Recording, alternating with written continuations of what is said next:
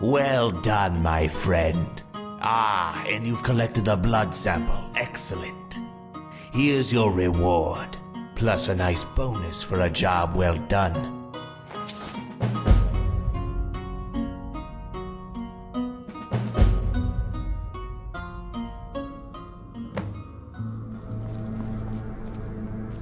Child of LeChance is exceeding all of our expectations. She truly will be able to save our family if we continue to allow her potential to grow. Yet another child has prayed to their mother. Go to Solitude, talk with the frightened salesman, take his gold, and so begins another contract. Let's kill someone!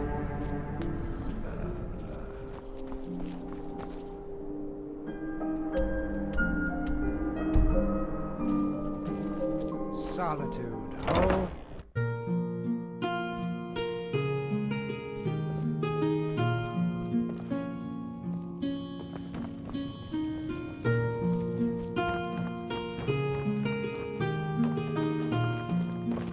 Listener, I really don't feel comfortable being here.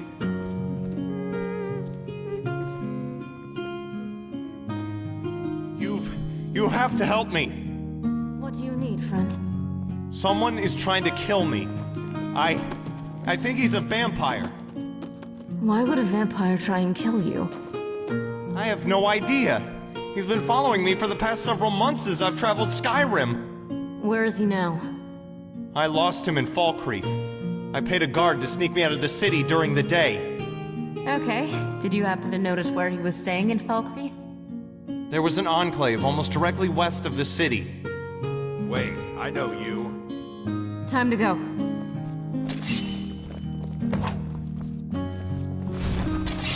That guy looks really frightened. Who exactly are we up against him? Hey, what would you doing?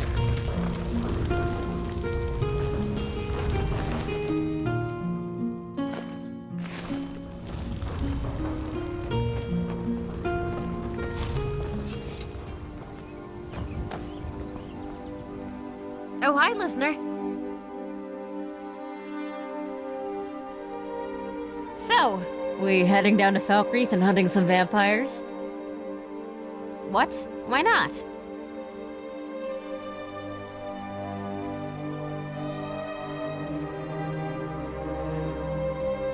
You haven't been training me all this time so I could just sit on the sidelines and watch you bring honor to our family. I can handle a few vampires. Besides, if they're anything like Babette, I can definitely handle a few vampires. I want to help you.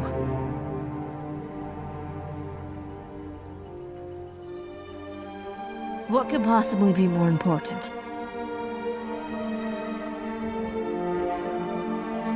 That is an important task. How am I to do this?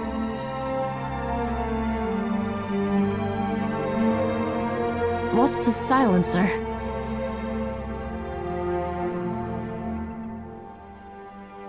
I see. Go with Sithis, listener.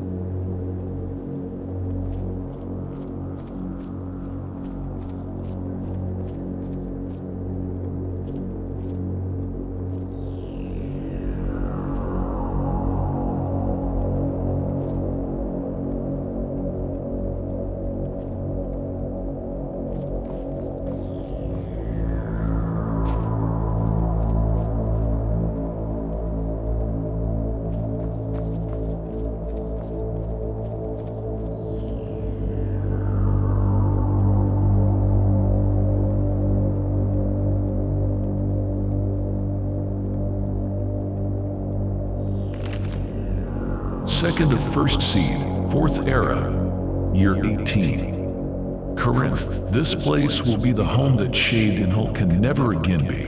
I am looking forward to starting my new life here. I suppose I must count myself fortunate to still have a life at all, given the difficulties I had in Shade and Hulk. Most initiates, or even seasoned assassins, would be on edge in the sanctuary that the listener calls home. I can only count it as a blessing, given it likely saved my life. A simple delay to the damned Red Guard's return from a contract. A simple reassignment of a time-sensitive matter to the next available brother or sister, which happened to be me, and a rivalry is born, albeit one-sided. He took such enraged offense to my not only stealing his contract, but earning the bonus on its completion, that I honestly thought he was going to gut me with that scimitar of his. As if it were my fault he had to take the long way home from that bandit contract he was on. The speaker gave the contract to me, and I performed it well enough to earn a story dagger that the listener once owned. Suffer thorn. Not only was my success met with near rage from the Hammerfell quarter of our little sanctuary, but my next 2 contracts were almost botched due to extra mercenary protection in one case, and near capture by the Imperial Legion in the other. I lost my prize during my escape from the Legion. They had a battle mage of all things, and his spell disarmed me. I expressed my concerns to the speaker, but they were clearly falling on deaf ears. Until the listener stepped in, having overheard the conversation from the hall. Both my suspected rival and I were talented assassins, I was told, and without proof of one interfering with the other's work. There was no sanction the listener was willing to perform. He, instead, transferred me to elsewhere, where my talents, I was assured, would be not only valued, but vital in the revitalization of the Dark Brotherhood in the region. So, here am I, the newest assassin to join the ranks of the Corinth family. The Khajiit have been welcoming, to say least. The others here have been friendly enough in their way, though they clearly don't hold the same enthusiasm for my arrival as the Khajiit. Still, at least there is no animosity amongst the family members here. And there are so very many places to hide here. So much of the landscape is open, but full of hills to hide behind or dig into, and the great rocky canyons are a wonder of caves and outcroppings. So many places just beg for an ambush to be set up within them. My first contract begins tonight. I can hardly contain myself. I can't wait to get started. Hailside this, 14th of mid-year, 4th Era, Year 22. I had the strangest encounter on my latest contract. Just my lack of sleep, I'm sure, but the wizard I was sent to kill seemed preternaturally aware of me. It was as if he could see in the dark. He spied me out, though I was quite sure I was hidden. My bow was drawn back, and I was taking careful aim when he looked right at me, as if I'd been holding a torch. As calm as you please. He said, "What do you think you're doing?" His tone was so dry and almost bored sounding. I panicked and let loose my arrow. I struck him clean in the head, but he must have had a shield spell prepared. No sooner did it strike him, than his body was coated in spell light. He stood, hands glowing, and his fire spells glowed red. Red. Fire doesn't glow red, save maybe at the blacksmith's forge. I killed him, cut off his head per my contract, and returned home after a fight I honestly didn't think I'd win. I've felt so tired, and so damn thirsty, though ever since that fight, I've slept on and off for the past 2 days. The nightmares I've had have been odd and disturbing, to say the least. Once our alchemist returns, should be later today, I'll talk to her. She'll likely have a potion or salve for me. I'm just so thirsty and so tired. No fever that I can tell, but, well. When she returns, she'll sort me out. At least I have a worthwhile tale to tell the next time everyone's blathering on about their contracts.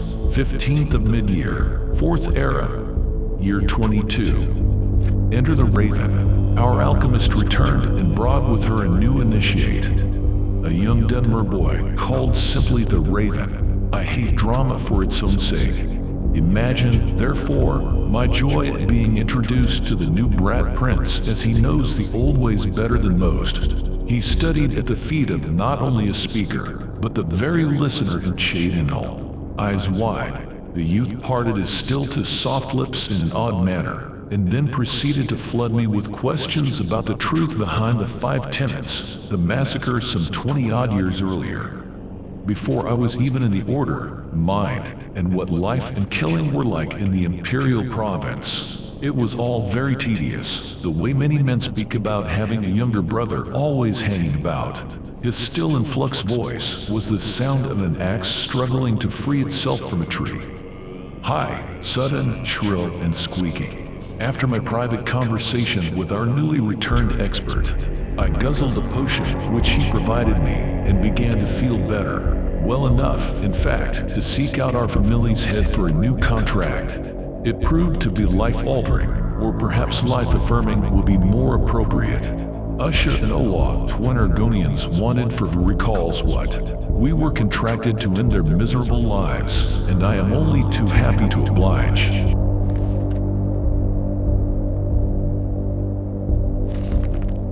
"17th of mid-year, 4th era, year 22. Sightless blood. I was downright eager. I tracked the Meast to a bandit camp they'd been associated with. By the time I'd gotten there, the sun was hurting my eyes, and my head was swimming again with that tiredness. I suppose the thirst was there as well, but in the sun. Who could tell if that were from whatever was wrong with me, or just the damnable heat?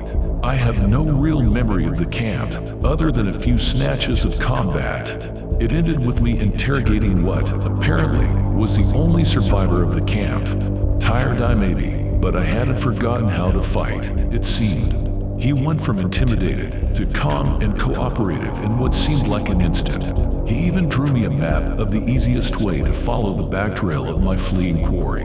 The twins, apparently, had gotten wind that something was coming for them and decided they didn't want to face it. They told me they were going to hide off east toward the Niben, the cooperative bandit told me. He'd gone from terrified to conversational in seemingly no time. I wasn't going to argue at my sudden fortune. If I find out you've lied to me or mislead me in any way.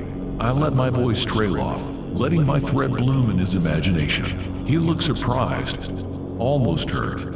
I would never lie to you, master. He didn't so much yell as speak assertively. It was then that I turned to go, feeling confused and suddenly very cold. All at once, something about this entire contract seemed wrong. The bandits, the twins, the bandit camp I apparently slaughtered. As I turned to go, my eyes fell upon what I'd done. I saw their bodies torn apart, their throats wet with blood. My stomach clenched, while at the same time my mouth watered. I didn't know if I was going to be sick, or needed simply to sit down, perhaps lay down for a moment. I licked my lips and felt 2 longer, sharper teeth than I recalled having when I woke. Master, you look weak. The 2 cooperative bandit offered with detached concern. He sounded as if he were sleepwalking. Drink before we go. He stepped forward, baring his neck to me. I heard myself ask. My head was throbbing. You aren't taking me with you. He sounded almost as if he were on the verge of tears. I couldn't answer. I couldn't think. My eyes fell upon his tan throat. A moment later the rest of me fell upon him. Next I knew, he was dead at my feet, and I was faster, stronger, sharper of mind, and I was reborn. Writing clears my mind. It always has, so here am I, writing at what I can only assume was the bandit leader's private table. A dirty, peeling, wooden thing I'm certain could be smashed to flint as if I had a firm sneeze to send toward it. Some part of me still holds fear. I can almost hear it. A voice in the back of my head, small and weak, screaming and weeping to be saved. To be released. It's hard to hear, and harder still to pay it any heed. Especially just now, when I have quarry to hunt. 18th of mid-year, 4th era, year 22. The sun hurts less today. I feel almost normal, save for my sharpened senses. Perhaps there's a little more spring in my step. A little more of a smile on my face, even as I spit grit from between my teeth. So much sand. My teeth are normal, once more. I could almost believe it was a dream. Strange and a mixture of wonder and horror all at a go. It was not, however, and I know it well. Even now I beg, in my heart, to come upon the twins over the next rise. They must die, and I must kill them. I must kill them before they reach Black Marsh. There are, I smile to think on it, no further stipulations. I will take their lives in a way that cannot possibly mean as much to them as it will to me. I hunt the victims the Night Mother commands me to, and upon them I shall feast. Hail Sibylus, indeed. I hear fighting ahead. Writing comes later. 18th of mid-year, 4th era, year 22. It is over. The fighting was, indeed, the twins. I came upon them as they finished fighting some wild thing I neither saw nor cared to chase. For their part, they'd chased the thing off with wounds it likely won't survive. Judging by the blood, as Usha nursed his brother's wounds, I fell upon him like a killing rain. So surprised was he that he did little more than yawl and whimper, trying to stave me off with soft, impotent hands. A shiver went through me as I took him down into death. As I ended him and came back to myself, I realized that there was a great thumping behind me, upon the back of my head. So drunk on the kill before me was I, that I didn't notice his brother rising, wounded, to strike at me with his mace. He fell back from me, weeping and cursing, spitting and hissing as I found my feet. His repeated blows with the mace were little more than dull annoyances. Truly, I've had larger headaches after a long night of drink. This power is astonishing. I toyed with him, picking up his brother's sword and taunting him with it, even as I challenged him to one last moment of glory, howling in a way I never thought an Argonian could. A wild, guttural thing that no doubt would have made most men soil themselves. He flew at me, each swing more chaotic and clumsy than the last. Twice I caught him, and twice I let him break free before ending the game. I held him down beneath my weight, snapped both of his arms, and slowly took him into the strange light of the void from a wound I opened in his chest. I wanted to see his eyes as the light left them. I wanted him to see mine. At last, both my contract and my thirst are sated. As I write this, I prepare to make my long journey back to the sanctuary where, no doubt, these new gifts will be lauded and put to greater use than even my imagination can invent. 21st of mid-year, 4th era, year 22. I returned triumphant. My family embraced me with weary joy, unsure of how to see me anymore, but elated at the strength that my newfound gifts might mean for us. Planning and contract negotiation were an entirely different matter when a vampire's gifts were available at the negotiating table. Strength, speed, charm, stealth, all of my senses and abilities seemed to have been enhanced, and while that did not make me the automatic first choice for contracts, it did mean I never wanted for them. I received a missive from the listener himself. The head of our family sent word to Chade Inhull about my transformation along with the usual reports. A portion of it follows below. Brother, you are not the first of us to bear the gifts you now possess. Indeed, a friend and brother who is 20-odd years gone, swimming at the feet of our dread father, I don't doubt, had such gifts. He walked upon Nirn for centuries and served his family well. So long as you are mindful and careful of the tenants and your family, these dark blessings should serve you and the Brotherhood well. I am, of course, delighted at such warmth and praise. They then went on to inform me that our brother, and the cause for my reassignment, fell in the midst of his most recent contract. Did I want, therefore, to return? While I was never in exile, with him gone to our dread father, there was no more need for me to remain where I was. I wrote them back after only a moment's hesitation. I would not return. I had found a home, and my true destiny here. There was no reason to walk from such a place, only to go backward. My family was overjoyed at the news that I would be staying, but none more so than the Raven. To my great surprise, I was rather pleased to be held in such high regard. Such attention was never something I craved. We drank and reveled through the night, and once all had had their fill, We each went our separate ways to begin the next day as fresh as we could. Home at last. That is how I feel as I write these words. One lonely candle burns so as not to wake my family, least of all the raven, who fell asleep in a nearby chair after demanding more wine. I have never felt more at peace than I do at this moment. Hail Silas.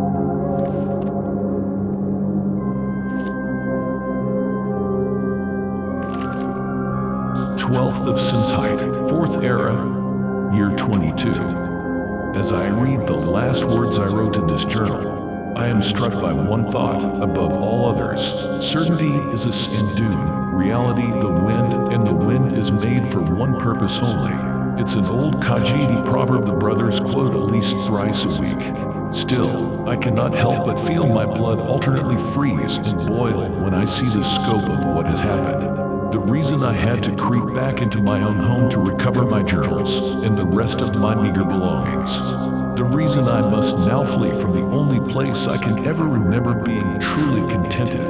3 days after my homecoming, and that rebel the brothers produced seemingly out of thin air, I found that there were 2 contracts which needed to be carried out at nearly the same time and in the same location. Thus it was that the Raven and I were bound up in the affair, and donned our most noble and snobbish finery to infiltrate a private gathering of Corinth's most splendid Siras and delicate damsels.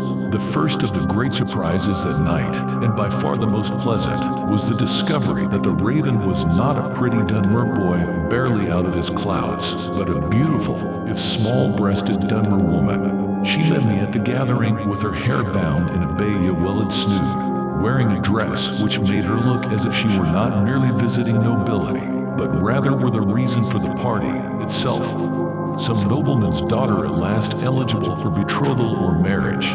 I must admit I felt some relief at this revelation, as I have never found myself looking at any man with even a hint of lust in my mind, let alone a youth.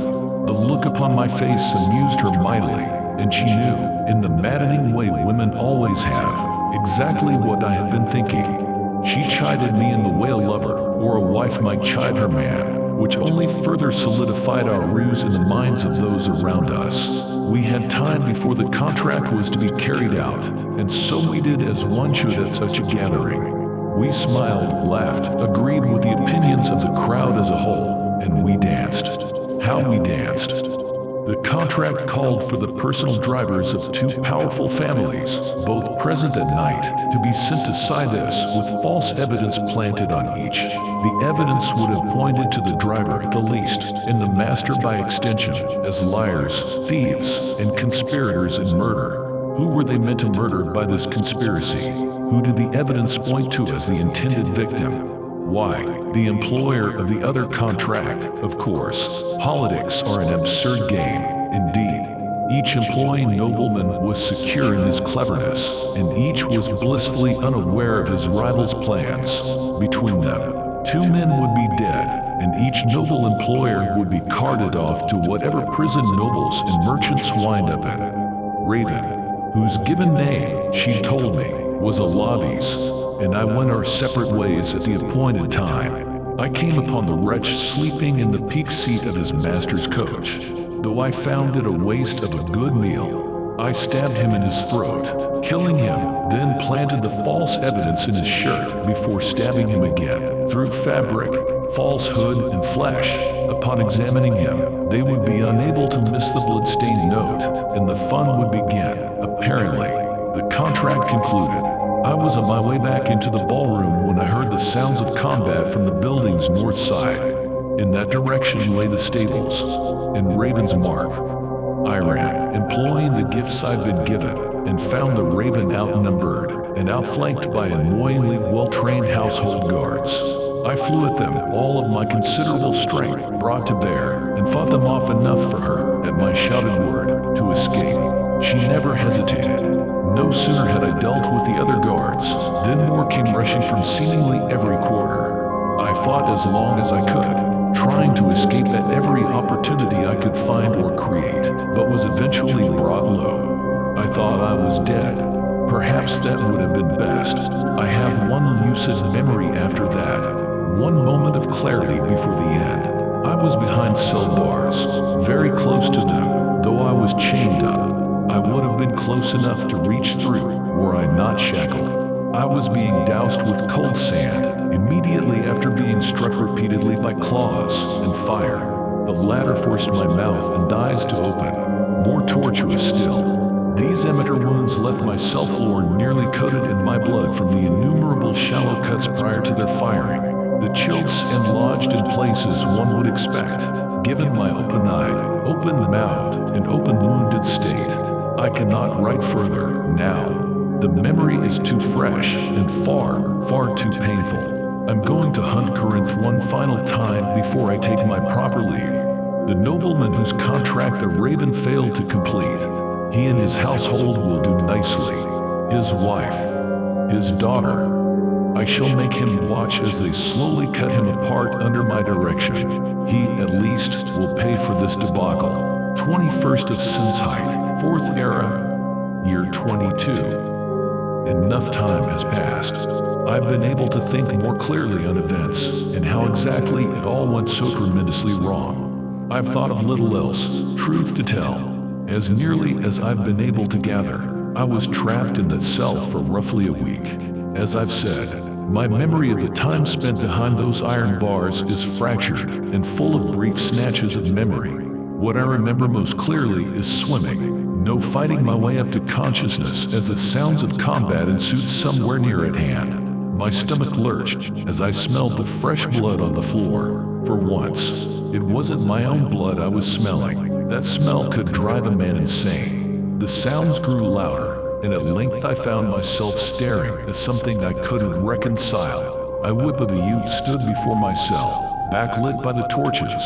While all the senses of a vampire are honed to a keen razor's edge, there's only so much that those enhancements can do when all the light stands behind the thing you're trying to look at.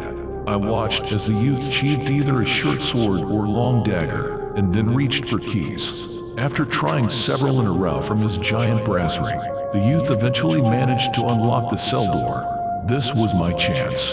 If he was going to come close enough that I could take the strength I needed from him, then I was certainly going to accept that gift with the greatest pleasure. To my surprise, the youth took the same set of keys and began to unshackle me. It was then that the sense struck me. This was no youth. This was the Raven. I choked back my hunger with an effort and made some half-hearted whimsical remark about how birds like her were meant to be in cages. It isn't funny to me now, and I doubt it was very funny then. I was starved at that point, and likely would have thought variably anything full of humor and wit. She told me to be silent and to lean on her, and I obeyed. We moved at a maddeningly slow pace, but I was far too weak to manage any speed. Once we got to the edge of the corridor that housed my cell, she turned to me and pushed me up against the wall. She stepped back for a moment. She kept her hand against my chest, fingers splayed wide, pinning me to the wall with surprising strength. She looked me up and down, and then her face split into a wide smile. "You look," she began, half dead. I supplied, "Something like that, in any event." Before I could say anything else, she leaned in and kissed me. That's a sensation I'll never forget. It was hardly my first, but it was by far my favorite. How long we stayed like that, I have no idea. It couldn't have been long, more's the pity. We made our way out into the hall beyond my cell's wing, and began moving as silently as we could up and toward the exit. We must have gone up 2 levels before we encountered trouble. Silas would have wept, crouched low, me weaker than I'd been in recent memory. A child opened the door, carrying a chamber pot. He saw us seeing him, consequently dropped the chamber pot, leaving its mess all over the floor, and screamed, running back inside from whence he'd come. No sooner had we stood up and begun to move at full speed than 3 doors down the hall opened, and out rushed a handful of guards. As 4 of them charged, 2 of them held back and drew bows. I made to move forward, thinking to take them and replenish my strength. Surely I had strength enough in me for one final fight, if there were blood on the other side of that crucible. No sooner did I take my first steps forward, then I was struck by both arrows the back ranks had loosed. I flew backward, cracking my head against the nearby wall, and slumped on the ground growling. I tried to get up, but was too weak. My eyes could barely open, and were flooded with a red haze that I could barely see beyond. I heard the screams of both the guards and my rescuer, but each scream sounded as much like a death row as it did a battle cry. I faded out of consciousness, mostly. I heard heavy breathing near me, and then hands on my shoulders. I tried, but nothing but a growl came out. I tried to, but they opened my eyes, wouldn't perform their old trick. Hands were trying to pull me to my feet, and again I tried to cry out. All that escaped my lips was a desperate sort of wheezing snarl. I heard the raven's voice, as her arms went about my back, pressing me to her. "I have you," she whispered, then whispered it again. My head on her shoulder, my fangs so close. I would love nothing more than to write that at this point I blacked out. I would give anything to tell myself, to believe that I lost consciousness and had no memory of what happened next. Unfortunately, every moment of what came next is indelibly etched in my mind, and likely my soul always assuming I still have won. I bit down. A shocked little whimper escaped her. One taste was all it took. I tried to pull away that little, small voice in the back of my mind which it claimed it was trapped there, needed to be saved.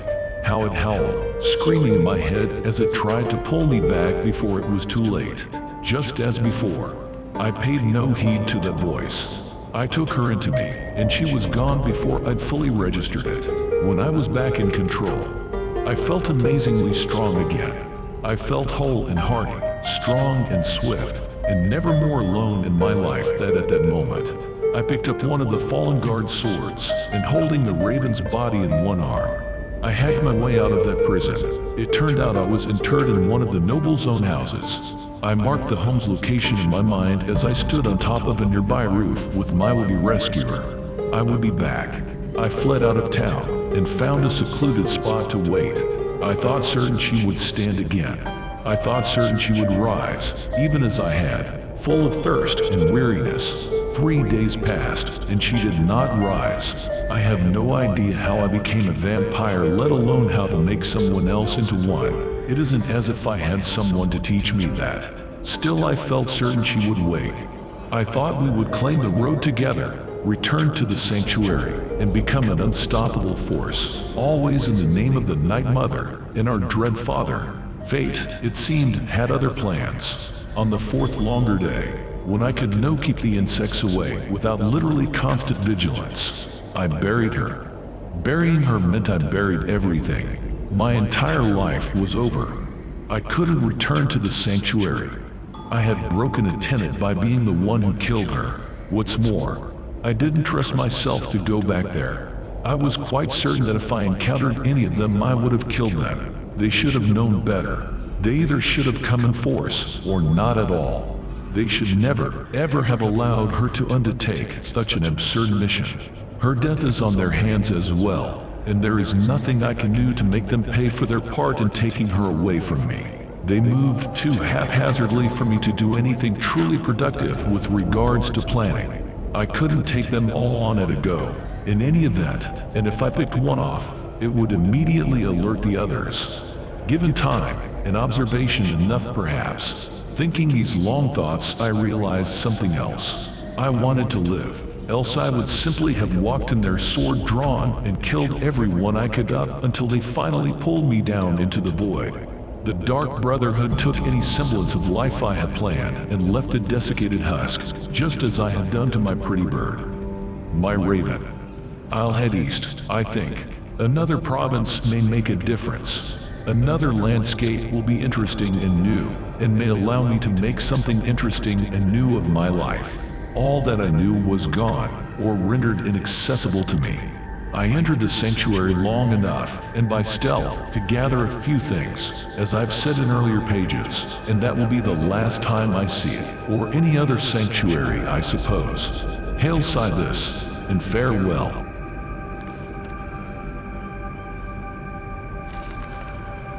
And farewell, 10th of Simtite, 4th era, year 62. It has been 20 years since I last leafed through the pages of these journals. Sigh this blood. It's been 40 years since I've written in them. I've known right where it was, of course. It simply held too many memories, too much bitterness and pain. I'd spent the last 40 years vacillating between unfulfilled rage and unending, unforgiving, and numbing despair, drowning them both in a lake of blood. In my happier hours, I actually hold some pity for the people I kill, always inside this name, as old habits die slow deaths. I tend to be so ferocious in my darker moments, thinking of the faces of my former family as I drag the poor wretch I make my meal of down into the darkness to swim in terror at the moment of his or her death. Speaking of, I've become an excellent swimmer, which makes me 10 times more dangerous as a predator. I will not feed today, of course. I never feed on this day, in memory of my pretty bird. I've been dreaming of her lately, and I've come to a conclusion. This is not the way she would have preferred I live. She would, I think, be angry with me for living like this. And so, on this day, which is the anniversary of her death 40 years ago, I have decided at last to attempt to rejoin the living and lighted world. I'm leaving Black Marsh and returning to the Imperial Province. It's time to at least make a go of entering the real world again, instead of being one more monster in a marsh full of them. To underscore that, perhaps, I have begun again writing. I think this decision, at least, would please her. When next I write in these pages, I should be safely ensconced in some room or other in Leia Wynn, 4th of last seed, 4th era, year 62. Leia Wynn at last. I arrived yesterday, and am safely and quietly renting a room for at least the next day. Looking around, listening, and seeing again what it is to be in a city has been nothing short of amazing. When last I saw a city such as this, I had more lives, and those eyes are forever blinded by comparison. I took a beggar for my supper. The taste was somehow rich and fatty, despite the skin and bones appearance that the beggar offered. Still, I do need to take care when I feed in such places. The last thing I, or anyone else for that matter, needs is for me to leave bodies lying around for the local guard to find. Nothing makes feeding more difficult than a community on high alert for that exact activity. A lesson I learned in Black Marsh: no settlement is safe when you feed carelessly. I look for a merchant leaving town. As long as his or her security is small, I should have no trouble taking them on the road. What's more, if they're leaving, they are not likely to be missed in the immediate future. Time enough to worry about tomorrow's dinner tomorrow. For tonight, I think I shall simply relax in the inn's common room, listen to the gossip and rumor that always pervades such places, and enjoy my time back among the living. 6th of last seed, 4th era, year 62. Scythus surely had a hand in this. I cannot imagine a world in which this simply happened. The first stroke of luck was that I found a lone merchant making his way out of Leia Wynn alone. He had no guard, and only a single pack. Based on what I'd overheard the night before, he planned on taking the trip alone, as he didn't have goods to procure this time, but rather had come here simply to make some specific arrangements with local craftsmen. I could think of no easier target. I followed him out of town, and before too terribly long we were lakeside. I kept thinking that the time was right and I should strike, but something continually held me back, some feeling that I could not quite place. After taking a moment to check his pack, the merchant did not simply move on as I expected, but rather swam out into the lake toward a drowned wreck of a structure, standing out against the night sky like an accusation. Having long since learned how to swim stealthily, I followed. He swam to an underwater entrance, which was something of a trapdoor. I followed him inside, and there marveled to see a furnished and intact home, which clearly belonged to someone of means and wealth. I watched him from the shadows as he went about his business slowly, then went to bed. I explored the place swift and silently while he slept, just to ensure that we were alone. Satisfied on that score, I returned to his chambers and fell upon his sleeping form. There was something odd about his blood, but only slightly. Something like a different spice on a much beloved dish. I had just inherited a new lair, for such a place must be thought of as a lair and not merely a home. It was too well hidden, and yet in plain sight. I've spent the last few hours exploring, And to my great joy and everlasting amazement, I discovered that deep within the caves below this place there was a shrine to the Dread Father. I was conflicted. In one breath I wanted to instantly beg forgiveness for staying one of the faithful, as the merchant likely had been, and breaking one of the tenets again. In the next breath I wanted to thank both our unholy matron and our Dread Father for providing me with the ability to do so in the first place, and leading me to this unexpected gift. After some time to consider, I chose the latter course and offered up a simple prayer, thankful for both the meal and this chance at a return to some semblance of a life. Then, I sat down to write this entry. To know that I have not been forgotten by our Dread Father is a gift beyond price, and one I'll not forget. It is not the same as an end to the Brotherhood, or at the least the sanctuary that robbed me of my life, and the woman who would have been my wife. But some things are simply not realistic goals, no matter how much you ache for them to come to pass. Dryadel, I have returned. Silas grant you peace in the void. 17th of Hearthfire, 4th Era, year 62. I have not written for more than a month because there was nothing of note to report or record. Things have been good, perhaps uncommonly so, but there was nothing striking about my time between the last page and this. Last night I came home from feeding only to discover that there was someone in my new home. I bred a man calling himself Estian. He claimed that it was I invading his home. When I threatened him, he merely laughed. When I allowed my darker side to show upon my face, and allowed my right hand to glow with that red charnel fire, I thought myself the very picture of intimidation. Imagine, therefore, my surprise when he simply laughed delightedly.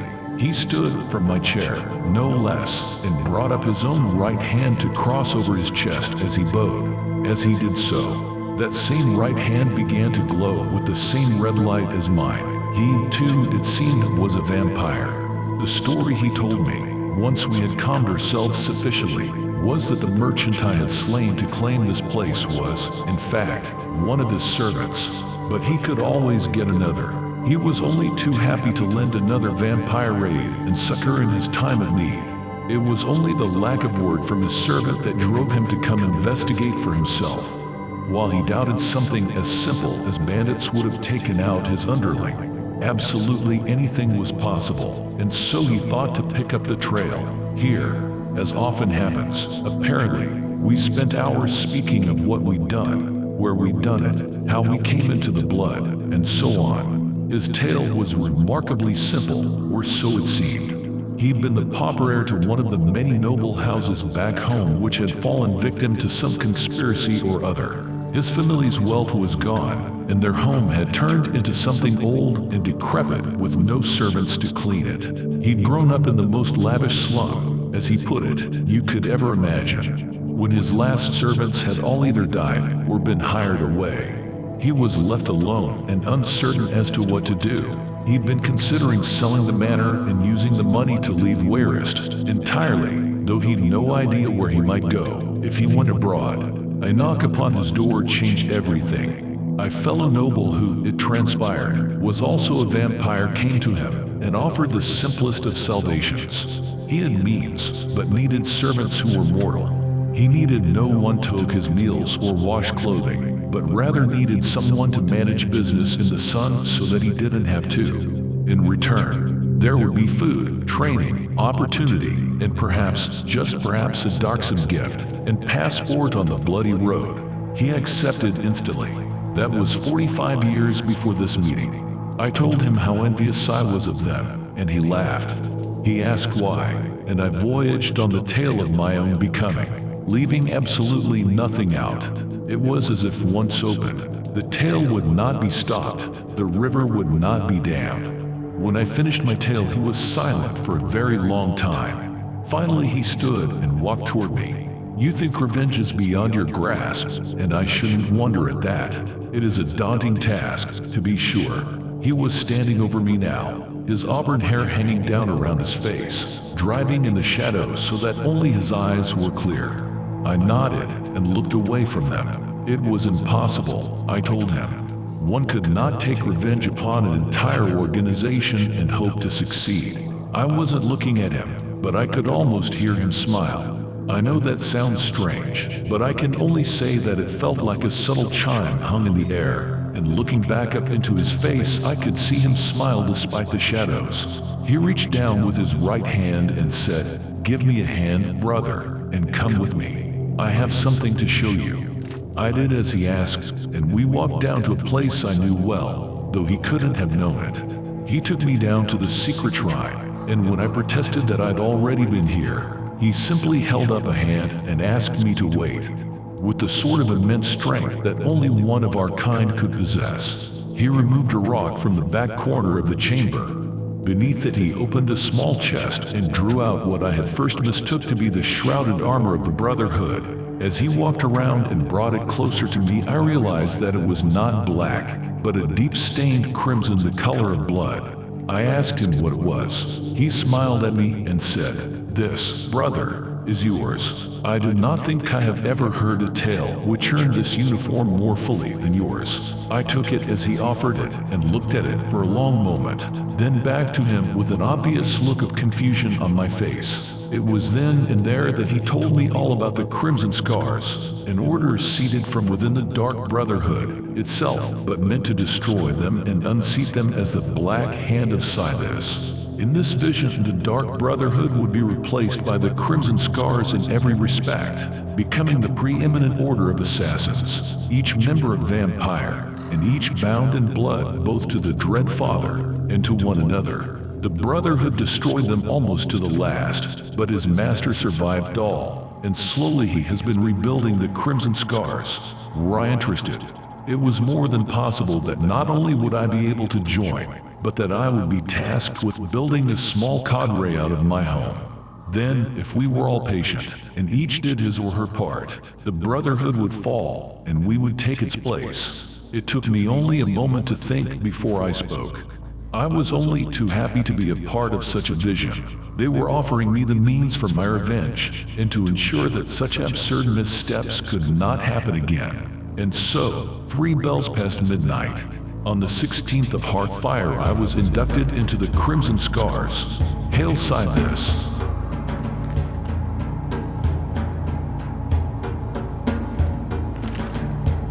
21st of Evening Star, 4th Era, year 162.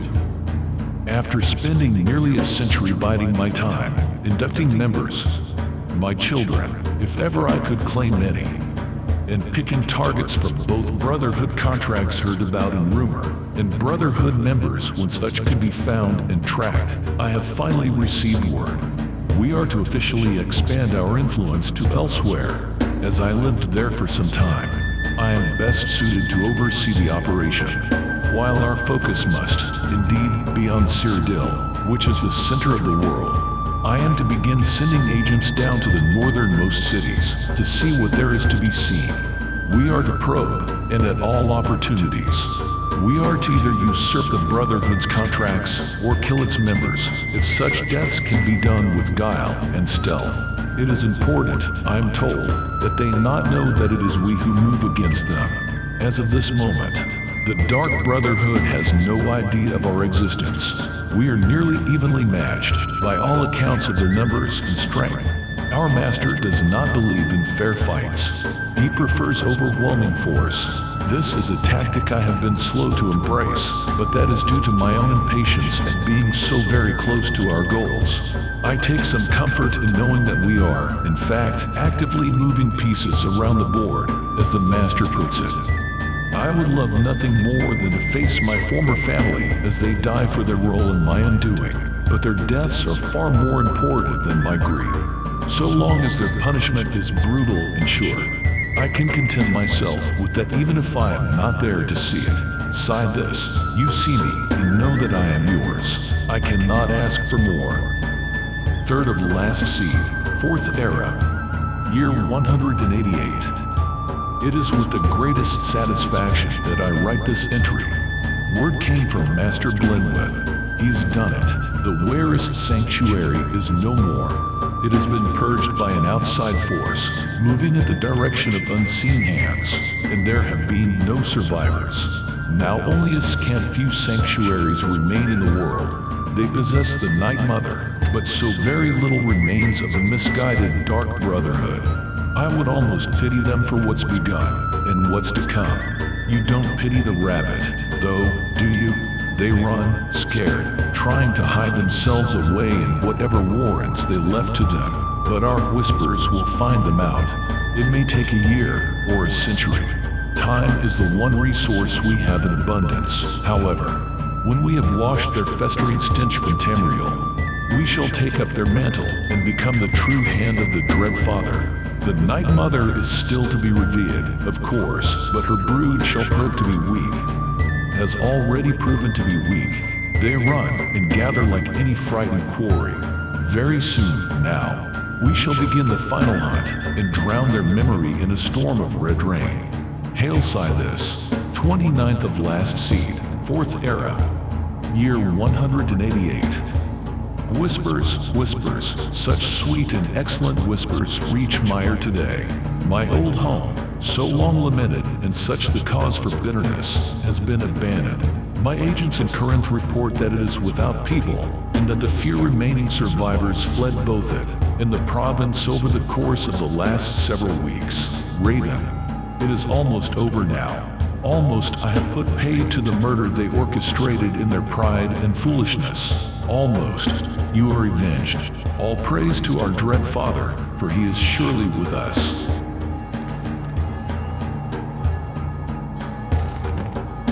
Fourth era, year 201. We've been watching for so long that I can no longer precisely recall the date. If this backwater province had more than a handful of men who could read, they would have a black horse courier, and I would know the date.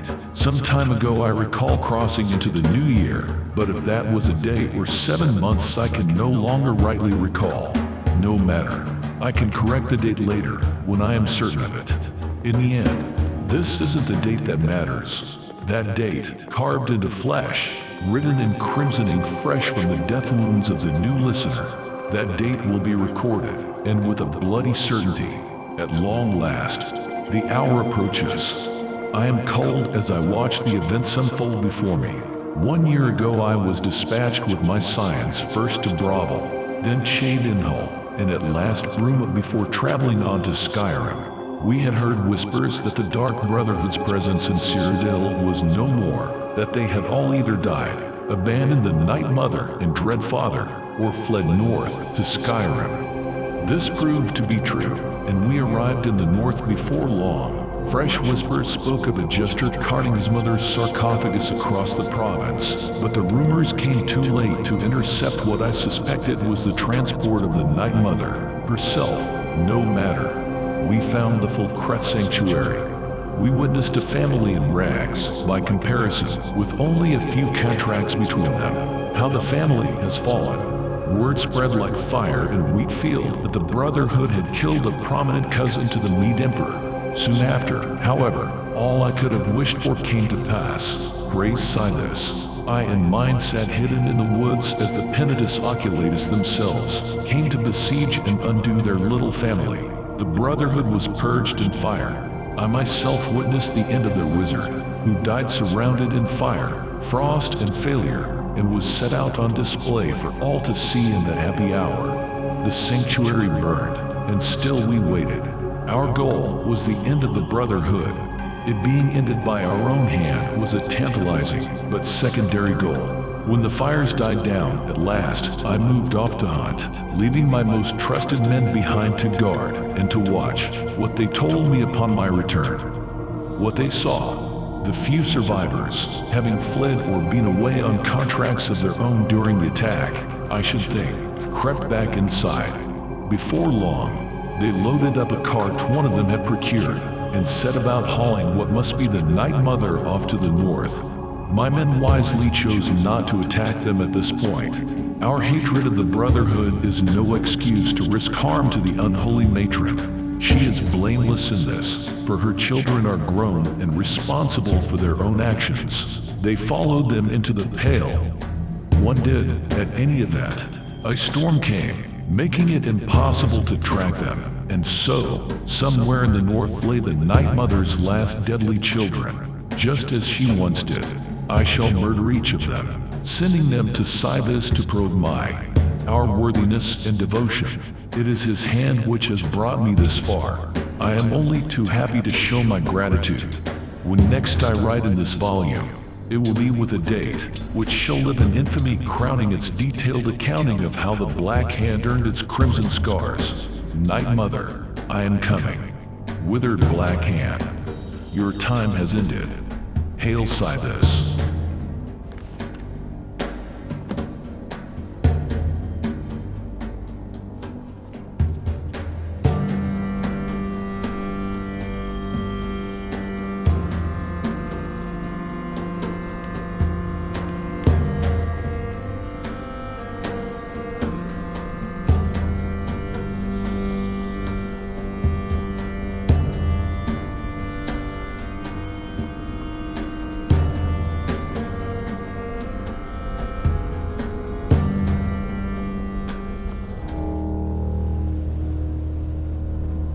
Yes? Maybe I'll make the potage le magnifique, huh? You may have killed the gourmet, but true artistry never dies. The Dark Brotherhood is on the rise again, listener. I can feel it. Listener, we have a problem.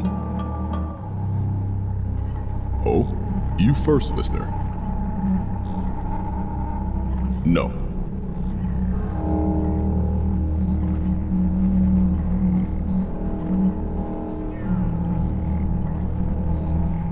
That is indeed troubling news, listener. That makes what I have to say all the more dire. We have a visitor. Come with me to the torture chamber. A member of the Morag Tong.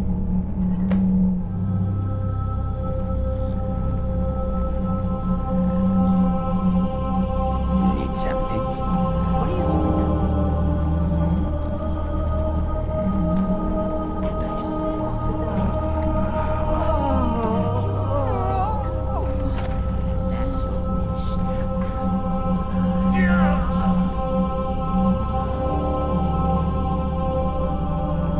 If the situation calls for it, then we are allowed to operate in Skyrim. You killing the Emperor is such a situation. That I do. The great houses of the Dunmer are nervous about your resurgence. This is the first time they've all had a common goal in a long time. The Dark Brotherhood must be destroyed. The Morag Tong will live on forever. The Brotherhood will fall.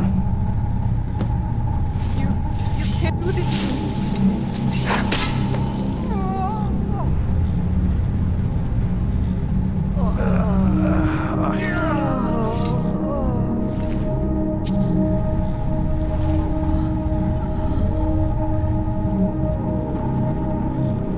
Things proceeding well, listener?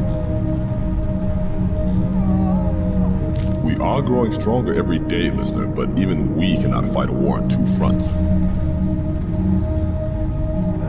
Perhaps Askandil. His skills in information manipulation may come in handy here. Well, listener, I tortured him for several hours. He started out the day cursing me and my family. However, I eventually broke him. He told me that he and two others were in a cave near Winterhold on the border of Skyrim and Morrowind. A smart move indeed.